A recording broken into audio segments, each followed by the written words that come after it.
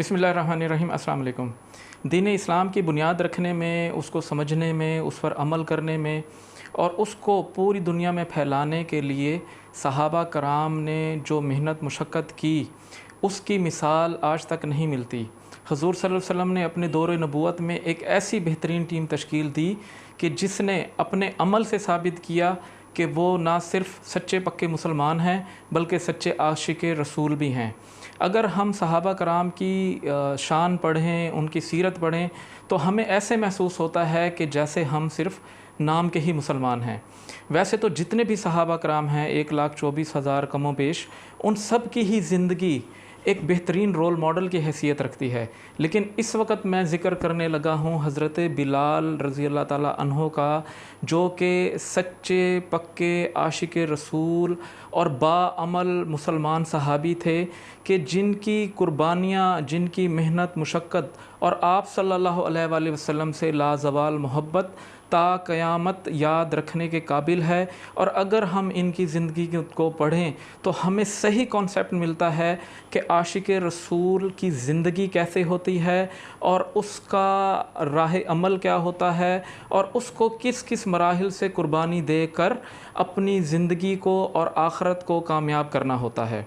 Unfortunately हमारे माशरे में भी हम सब ज़्यादातर लोग इश्क़ रसूल होने का दावा तो ज़ाहिर करते हैं, लेकिन हमारे आमाल, हमारे मामलात, हमारी इबादात और हमारी जो ज़िंदगी है वो उससे बिल्कुल मुख्तलिफ़ नज़र आती है। तो आइए थोड़ा सा सहाबी हज़रत बिलाल हबशी रज़ी अल्लाह ताला अन्हो की ज़िंदगी को समझ कर अपना ईमान ताज़ा करने की कोशिश करते हैं। इब्तदाई दौर में ही हज़रत बिलाल हबशी रज़ी अल्लाह ताला अन्हो ने इस्लाम की दावत कबूल की कि वो एक यहूदी के मुलाजिम थे, उनके ग़ुलाम थे और उसकी बकरियां चढ़ाने के लिए मक्का के पहाड़ों में फिर रहे थे। वहाँ पर हुज़ूर सल्लल्लाहु अलैहि वसल्लम हज़रत अबू बकर सिद्दीक़ रज़ी अल्लाह ताला अन्हो के साथ एक गार में मौजूद थे और आप सल्लल्लाहु अलैहि वसल्लम ने हज़रत बिलाल से बकरी के दूध की डिमांड की। तो हज़रत बिलाल ने कहा कि ये सिर्फ़ एक ही बकरी का दूध होगा। तो हुज़ूर सल्लल्लाहु अलैहि वसल्लम ने ख़ुद उसकी बकरी से दूध को निकाला, एक कप भरा, दूसरा प्याला भरा, तीसरा प्याला भरा और तब हज़रत बिलाल ने देखा कि बकरी अभी भी बहुत सा दूध देने के काबिल है। तो उन 3 प्यालों को उन तीनों ने पिया और हुज़ूर सल्लल्लाहु अलैहि वसल्लम ने अपनी नबूवत का उनके सामने ज़ाहिर किया कि मैं नबी हूँ। हज़रत बिलाल उनसे मिलकर और उनके बारे में सुनकर बहुत मुतासिर थे और फ़ौरन खुशी से इस्लाम कबूल कर लिया। उबई बिन खल्फ़ जो उसका मालिक था, उससे पता चला कि आप रज़ी अल्लाह ताला अन्हो ने इस्लाम कबूल कर लिया और उसके खुदाओं को मानने से इनकार किया हुआ है।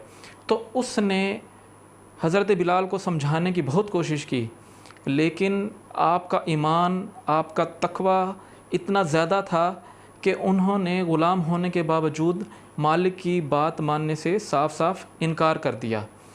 इस पर उसने हज़रत बिलाल रज़ी अल्लाह ताला अन्हो पर जुल्म के पहाड़ तोड़ दिए। रात के वक्त कोड़े लगाए जाते, सुबह के वक्त मक्का की गर्म तरीन रेत पर लिटा कर उसके ऊपर गर्म पत्थर रख दिया जाता कि या तो ये मर जाए या फिर अपने इस्लाम से फिर जाए। लेकिन इसके बावजूद हज़रत बिलाल अहद अहद की आवाज़ बुलंद करते रहते कि अल्लाह एक है, अल्लाह एक है, और उनके तमाम बुतों को, खुदाओं की खुदाई का इनकार करते रहे। इसके बाद उबई बिन खल्फ़ ने मक्का के लड़कों को कहा कि इनको मक्का की गलियों में घसीटा जाए। इसके बावजूद भी हज़रत बिलाल रज़ी अल्लाह ताला अन्हो के दिल में आप सल्लल्लाहु अलैहि वसल्लम की ना मोहब्बत कम हुई, ना इस्लाम का जज्बा ख़त्म हुआ। मार खाते रहते और बेहोश हो जाते, फिर जब होश आता तो अहद अहद का नारा बुलंद करते। ये तमाम सूरत हाल हज़रत अबू बकर सिद्दीक़ रज़ी अल्लाह ताला अन्हो के इल्म में आई। तो आप रज़ी अल्लाह ताला अन्हो ने हुज़ूर सल्लल्लाहु अलैहि वसल्लम से अर्ज़ किया कि या रसूलल्लाह, बिलाल बहुत तकलीफ़ में है, मैं चाहता हूँ कि उसको उबई बिन खल्फ़ से ले लूँ, क्योंकि तमाम कुफ़ार मिलकर उसको इबरत का निशान बनाना चाहते हैं, लेकिन वो हमारे इस्लाम के लिए سب کچھ خوشی خوشی برداشت کر رہے ہیں۔ تو حضور صلی اللہ علیہ وسلم کو یہ سن کر بہت زیادہ غم ہوا، اور آپ صلی اللہ علیہ وآلہ وسلم نے فرمایا کہ اس کی خرید میں آدھے پیسے میرے بھی ہوں گے۔ جب حضرت ابو بکر صدیق رضی اللہ تعالیٰ عنہ حضرت بلال کو خریدنے کے لیے ابی بن خلف کے پاس گئے تو اس نے حضرت بلال کا کئی گنا زیادہ ریٹ لگایا کہ وہ اس کو خرید ہی نہ سکیں۔ اس کے باوجود حضرت ابو بکر صدیق نے حضرت بلال کو خریدا اور ان کو آزاد کر دیا۔ آزاد ہونے کے باوجود حضرت بلال نے فیصلہ کیا کہ وہ ساری زندگی اسلام کی اشاعت کے لیے، حضور صلی اللہ علیہ وآلہ وسلم کی خدمت کے لیے اور دعوت و تبلیغ اور جہاد کے لیے اپنی زندگی وقف کر دیں گے۔ آپ صلی اللہ علیہ وآلہ وسلم سے ان کو بے انتہا محبت تھی کہ وہ ہر وقت حضور صلی اللہ علیہ وآلہ وسلم کے ساتھ رہتے، آپ کا خیال رکھتے، آپ کی خدمت کرتے، آپ کے مہمان آتے یا آپ نے سفر پر جانا ہوتا یا جہاد کا سامان تیار کرنا ہوتا، ہر جگہ پر فری آف کاسٹ سروسز دینے کے لیے حضرت بلال نے خود کو پیش کیا اور کر کے بھی دکھایا۔ اس محبت کا، اس خلوص کا اور اتنی زیادہ قربانیوں کا نتیجہ یہ نکلا کہ حضور صلی اللہ علیہ وآلہ وسلم نے حضرت بلال رضی اللہ تعالیٰ عنہ کو فتح مکہ کے بعد یہ شرف دیا کہ مکہ کی چھت پر کھڑے ہو کر اذان دیں۔ جتنے بھی کفار کے سردار تھے اور عوام جنہوں نے ظلم کیا تھا، انہوں نے دیکھا کہ ایک حبشی غریب غلاموں کا بیٹا کس طرح سے اسلام پر محبت اور عمل کرنے کا پریکٹیکل نمونہ دے کر دنیا میں بھی عزت پا گیا۔ اور جب معراج میں حضور صلی اللہ علیہ وآلہ وسلم تشریف لے گئے اور واپس آئے تو حضرت بلال کا سب سے پہلے پوچھا اور یہ فرمایا کہ اے بلال، تیرے قدموں کی آواز میں نے جنت میں سنی ہے۔ اس طرح کی عقیدت، محبت اگر ہم لوگ آج بھی رکھیں یا اس کا 10% بھی دعویٰ کرنے کے ساتھ ساتھ عملی نمونہ پیش کریں تو آج بھی اللہ کی مدد ہمارے ساتھ ہوگی۔ حضور صلی اللہ علیہ وسلم نے حضرت بلال حبشی رضی اللہ تعالیٰ عنہ کو جنتی ہونے کی بشارت دینے کے ساتھ ساتھ یہ بھی بتایا کہ آپ صلی اللہ علیہ وآلہ وسلم کے ساتھ وہ جنت میں داخل ہوں گے۔ حضور صلی اللہ علیہ وآلہ وسلم کا وصال جب ہوا تو حضرت بلال حبشی رضی اللہ تعالیٰ عنہ کو بہت زیادہ غم ہوا۔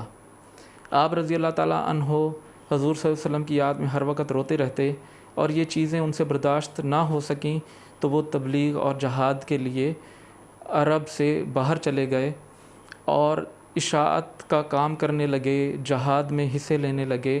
لیکن حضور صلی اللہ علیہ وسلم کی یاد ان کو ستاتی رہی۔ ایک شب حضور صلی اللہ علیہ وسلم آپ کے خواب میں آئے اور کہنے لگے کہ اے بلال، یہ کیا ظلم ہے کہ تم مجھ سے ملنے نہیں آتے؟ خواب سے جاگتے ہی فوراً مدینہ منورہ حاضر ہوئے، مسجد نبوی میں گئے، حضور صلی اللہ علیہ وآلہ وسلم کی قبر مبارک سے لپٹے اور اتنا روئے کہ بے ہوش ہو گئے۔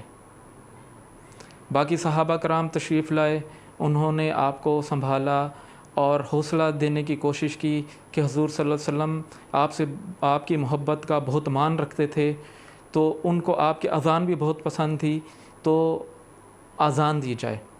مدینہ منورہ میں حضرت حسن حسین رضی اللہ تعالیٰ عنہ کی ریکویسٹ پر انہوں نے دوبارہ اذان دی تو مدینہ میں چیخ و پکار ہو گیا کہ حضور صلی اللہ علیہ وسلم کے دور کی اذان سن کر تمام وہاں کے لوگ، صحابہ کرام حضور صلی اللہ علیہ وسلم کی محبت میں تڑپ اٹھے۔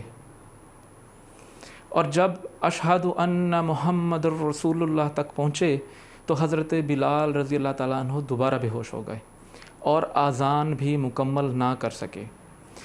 یہ اذان ان کی زندگی کی آخری اذان تھی۔ وہ دوبارہ اپنے شہر میں چلے گئے اور حضور صلی اللہ علیہ وسلم کی یاد میں بیمار ہوئے اور اللہ تعالیٰ کے پاس چلے گئے۔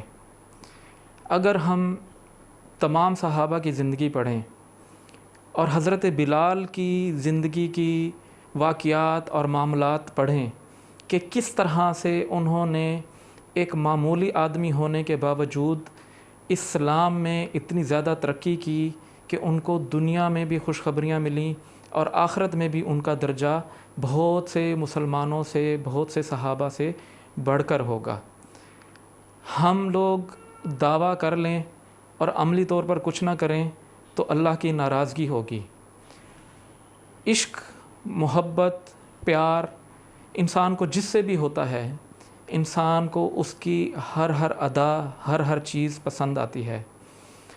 انفارچونیٹلی ہم لوگوں کے معاملات، لباس، شکلیں، ہماری عادات حضور صلی اللہ علیہ وسلم کے عاشق رسول ہونے کا ثبوت تو دور کی بات بلکہ اس کے برخلاف جاتی ہیں۔ تو اللہ تعالی ہمیں صحابہ کرام کی سیرت کو پڑھنے کی، سمجھنے کی، اس پر عمل کرنے کی توفیق عطا فرمائے، تاکہ کل کو قیامت کے دن جب حضور صلی اللہ علیہ وسلم کی امت میں صحابہ کرام پیش ہوں تو ہم بھی ان کو شکل دکھانے کے قابل ہوں۔ مجھے بھی دعاؤں میں یاد رکھیں۔ وقت دینے کا شکریہ۔ السلام علیکم ورحمۃ اللہ۔